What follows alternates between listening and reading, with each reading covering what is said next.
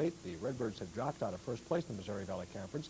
We'll take a look at highlights of both of those games, plus a look at a player profile from an individual who really had a whale of a game against Indiana State. Kind of a follow-up to Lou Stefanovic, but we'll talk a little bit about him later. Then the official word for today will be the rule on out of bounds and the backboard. Back with all of that in just a minute.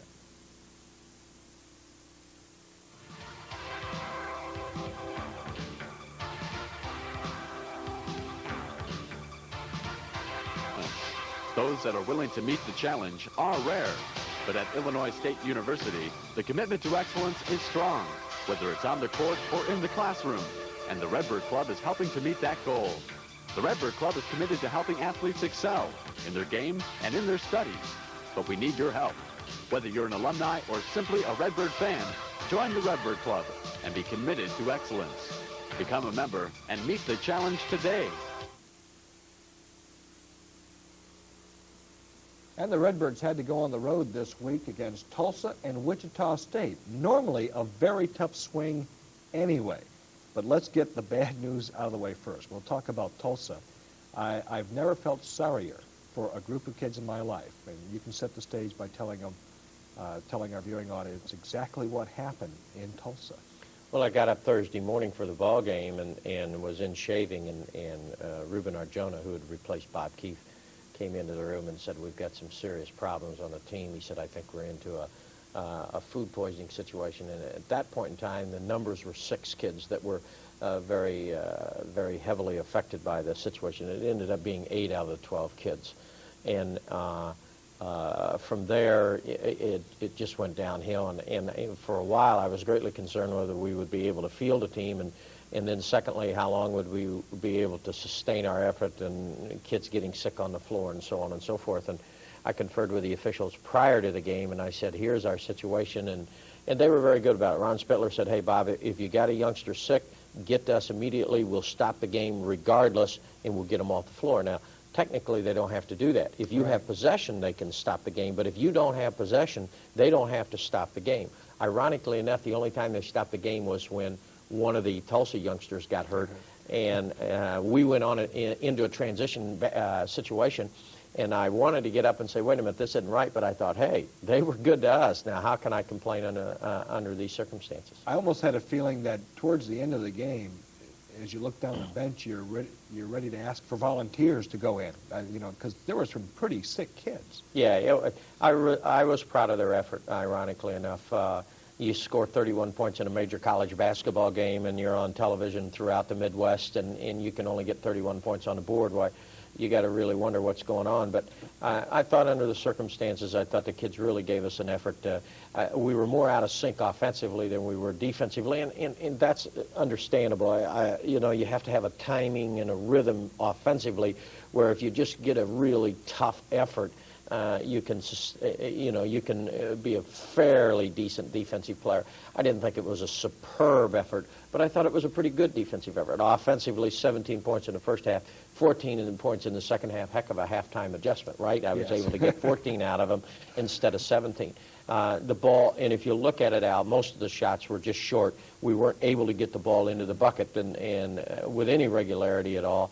And then they got to the free throw line. Of course, everybody got to the free throw line over the weekend a lot more than what we did, and that just added to our problems. A few years ago, against Creighton, scored 35 points in the game. In that particular game, though, we had one individual who scored, I think, like 23. Derek Sanders. Derek Sanders. In this game, our high scorer was 6 points, and so it was pretty much an indication that most of the kids were having problems. Yeah, that particular contest, it was just that the basket kept getting smaller and smaller for both teams. Mm-hmm. We were a very young team at that time, and really were having difficulty with that pressure. And we added pressure to ourselves and really didn't handle it well, although we win the ball game. Right. And this particular contest, I think we had a feel for what we were trying to get done. It was just almost impossible, from an offensive standpoint, to get it done. Tracy Moore, who's walking off the floor right there in that particular sequence, Tracy was a non-factor. I don't think Tracy, in the 4 years he's played against us, has not scored in double figures to this contest. If you'd have told me going into the game, Bob, Tracy Moore gets 6 points, what are your chances of winning? I'd have said count it. but ironically enough, it just didn't work out. As a matter of fact, he even had a bad ankle and was kind of hobbling himself. Yeah, he sprained his ankle about halfway through the particular contest, and it just kind of hobbled around afterwards, or during the contest, and then afterwards was walking off the floor with an ice pack on his ankle. It was kind of a bizarre game, and this is our second situation with food poisoning this year. Hopefully it's all out of us. No pun intended. Well, it was almost all out of them by Wichita State, still lost by 3. We'll have highlights of that game later on in the show, but next up is the player profile.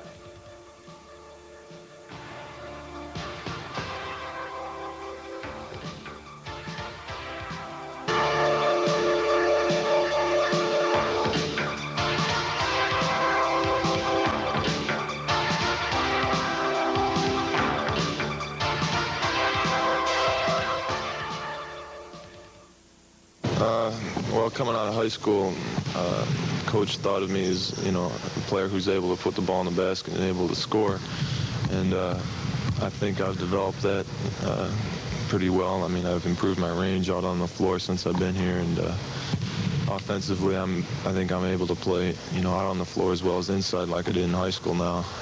And I think that's definitely changed since high school. But I think my overall game has changed because of, the stress that coach puts on our defense, playing defense, and how important it is, and that's totally changed my game as well. Being able to guard people out on the floor, which, I don't do as well as I'd like to yet, but, that's another thing I need to improve on. But I think those two areas are, differences since my high school. Definitely my rebounding.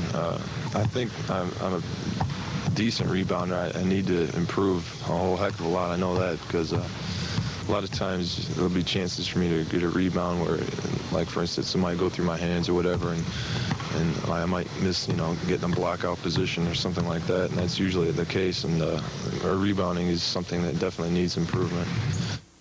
Yeah, I remember Lou because my senior year I came down here for a couple of games and here at Horton, and I saw, Illinois State playing everything, and Stefanovic, and I remember watching him score down on the baseline a lot and inside, and I remember how the fans would just really pull together behind him and chant his name, and they'd be really loud in here, and he was impressive. I mean, I liked his game a lot, but as far as you saying, people have,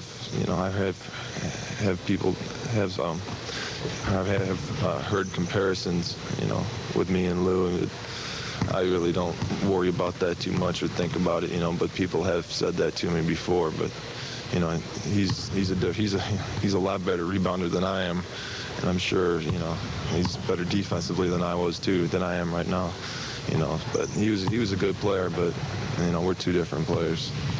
It was a really good feeling. It was a wild feeling. It was something. I'll admit it, I really enjoyed it. I mean, it's an excellent feeling when you have all your home crowd and your fans just getting behind you and the team, and it's a really good feeling, and it really helps. It works. It gets the team going, it gets yourself going, and you just want to build on it some more when they do that.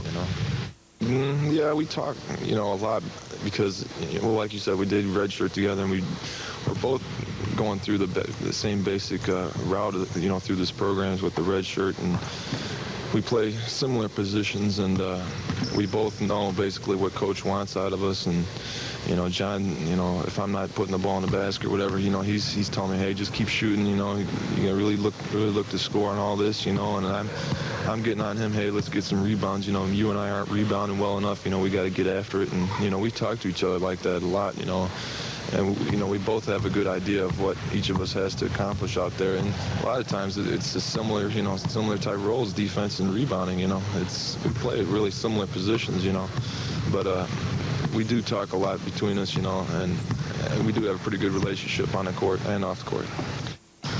Well, I think it's a team where this is the way I see as we have a bunch of different players who have certain abilities. Like we got some players who are quicker than others. We got some players who are better at playing defense than others. We got some players who have a better knack for rebounding than others, and some people can score from the inside better than other people can score from the outside. And I kind of look at our team as, each person has a certain role, and each person has certain things that they have to get done on the court. And, each one of us has to work together and with each other. And if we can do that well enough, we can win games. That's basically how I see it.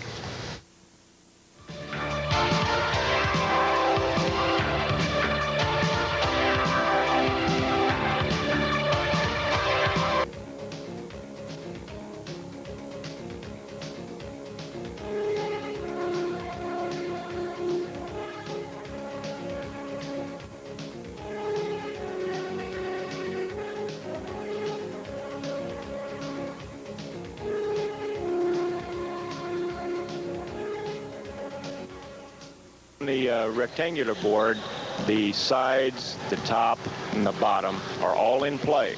However, if the ball should go over the top of the board, going either direction, it's out of bounds. Same thing as out of bounds. It's out of play. I think if you'll recall last week, the shot that Jeff Harris took that ended up going over the board and lodged in the frame up there, that was out of bounds. And it was out of bounds even before it struck the frame because it went over the top of the board. And again, I say it's going either way because a man could be down in the paint, down on right on the baseline, and attempt to make a pass maybe over the board backwards. And so going either direction, it's out of play.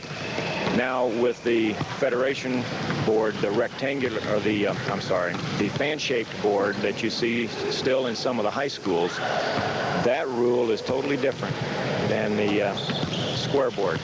Because there in the fan-shaped board, that ball can go either direction, over the back, whatever, and it's still in play as long as it doesn't hit a support somewhere. I can recall in the past where I've seen a ball going out of bounds on the baseline, and the player striving to keep it in play cupped his hand over the ball and just tossed it back up. And it went right between the support, over the fan-shaped board, and through the basket, and it was good for 2 points. But nowadays, about all you see are the rectangular boards. So anything up above, going over the board is out. Everything else is still in play.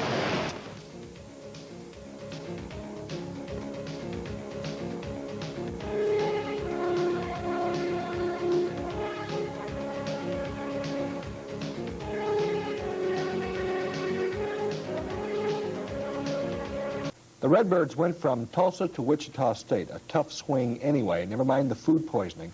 But I really thought a lot better physically at Wichita State and still had a chance to win that game. Lost by 3 points. Lost by 3, and there were certain critical periods. We've already discussed one, Hill's jump shot, but earlier in the contest, we have a 7 or 8 point lead. It's a stretch where actually they go the last 6 or 7 minutes of the first half until they hit one at the buzzer to take the lead. Ironically enough, that's 2 years in a row they've done that on the last play of the half. But it was a period in which we weren't able to take our 7 or 8 point lead and make it a 12 or 14 point lead. We weren't able to score, and then during that same period, they got to the free throw line an excessive amount of times. I think it was 21-7 in the first half.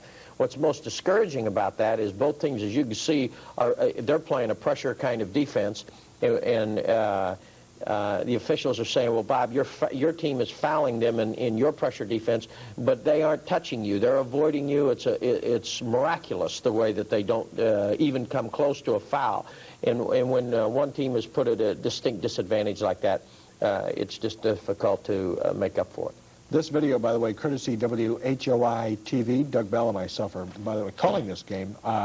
The foul situation was somewhat lopsided. 35-19 as the game ends up. Yes. 21-7 at halftime. I believe he outscored them from the field by 8. Yeah. But oftentimes that doesn't tell you anything because the free throws make the difference. And Grayer just knocked it in and knocked it in and knocked it in, played very, very well against us. Of course, came back and played very well against Bradley when they beat Bradley the other night. So the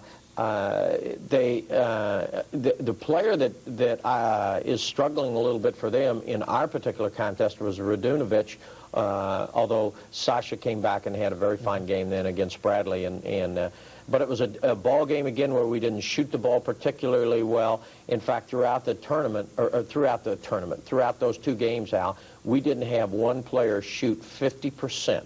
The closest was Tony with 9 for 19, and everybody else was in the low 30s or in the 20s. You showed me that stat on the plane on the way coming back, home. and I was stunned. Like Matt was 2 or maybe 4 out of 20. 4 for 20. Matt was 4 for 20. Jeff was 3 or 4 for 14 or 18, something like that. Ricky didn't shoot the ball well. Randy didn't shoot the ball well. We just anybody that took a significant number of shots just wasn't able to get the ball in the basket. And again, we shot the ball poor in the second half in this particular game than we did in the first half, which was the same thing in the Tulsa contest. Probably some of the physicalness of just being tired can work on you at that point of the game. I still thought it was a game, though, where the kids were always looking for a way to win and never really gave up, even though 15 or 16 points down. I thought we had good purpose about us. Sometimes I get upset because we don't have good purpose, but I thought we had very good purpose about us. We just, from an offensive end of it, weren't able to execute or complete enough plays. And defensively, we put him at the line. Nice play here by Johnny Pemberton, and Tony gets a bucket.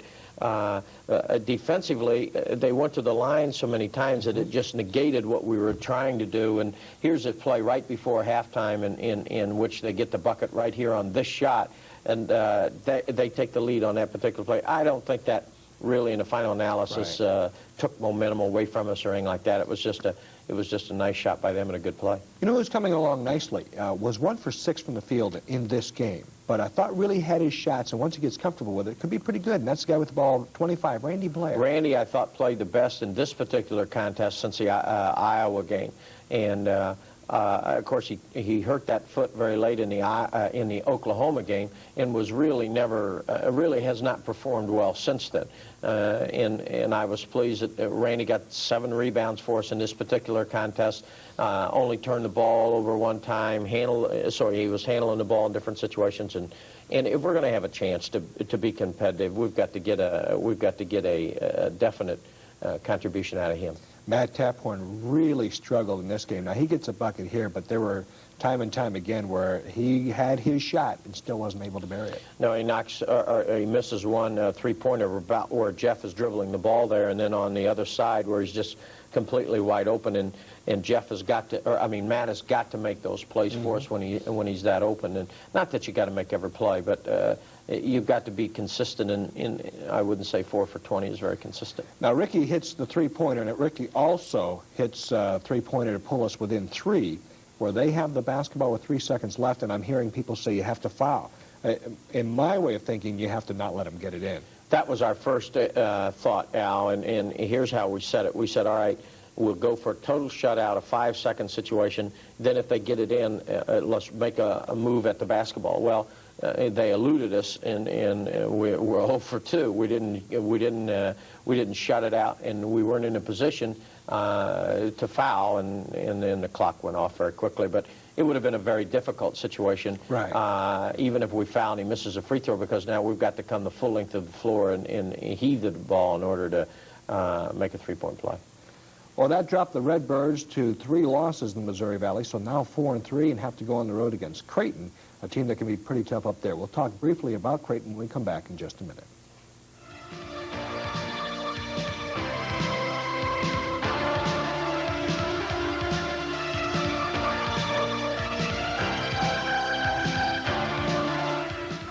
The goal is excellence. Those that are willing to meet the challenge are rare. But at Illinois State University, the commitment to excellence is strong, whether it's on the court or in the classroom. And the Redbird Club is helping to meet that goal. The Redbird Club is committed to helping athletes excel in their game and in their studies. But we need your help.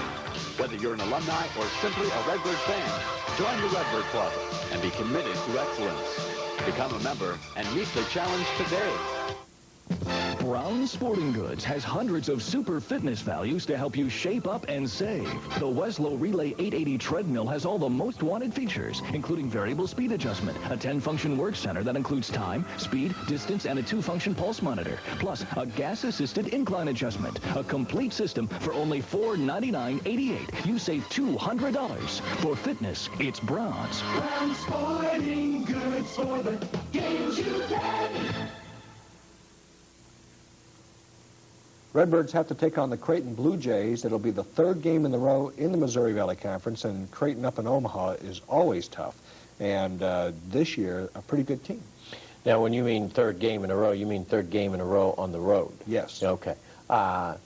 Yes, and they're getting excellent scoring from their guards. We all remember Mason from a year ago, and they picked up another junior college transfer who's given him a supporting kind of scoring, so that a lot like Southern Illinois, they've got two guards that do a lot of their scoring, and their front line is big, and of course all back from last year. So it's a much improved team over a year ago, Al, and you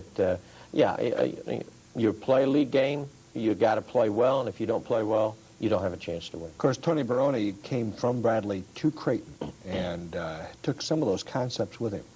Yes, although they are doing a little bit differently, or a little bit different in that the couple years that he was there, they had, or more than that, the 5 or 7 years, whatever it was. They had Anderson, of course, and then they had Hawkins, and they had Williams inside. He hasn't gotten those front line kinds of players in there, but with the exception maybe of Wichita with McDaniel and Carr, although Tulsa's had that caliber of player. I think those are the only 3 schools in our league that have had that caliber of frontline player for us to compete against. Well, unfortunately, we don't have any letters to read this week. Any letters that we did receive talk specifically about some high school players and what Coach Donewald would think about the high school players. It's my understanding that you really can't talk about a recruit until they actually sign. Is that correct? That's fairly accurate, and I would prefer not to, regardless of, I can make some general comments, but I think that's inappropriate for me to do that. We can talk about, as I say, kids that we've signed, but other than that, why, I think I think it's best left unsaid. Okay, so we won't read any like letters. The officiating in the Wichita game. We won't read any letters this week, but if you want to drop us a line and talk to Coach, write us at the Bob Donewald Show, care of Telecable, Bloomington, Normal, 1202 West Division in Normal, Illinois. If we use your letter on the air, you win one of these free be careful because Converse they can bags, censor me if I say too much. the kind that I used when I went to Wichita to watch the loss in Wichita State. Oh, and no wonder. Somebody probably wrote a letter and you took their bag. It's just like one of these. That's our show for today. We'll see you next week at the same time. Thank you very much.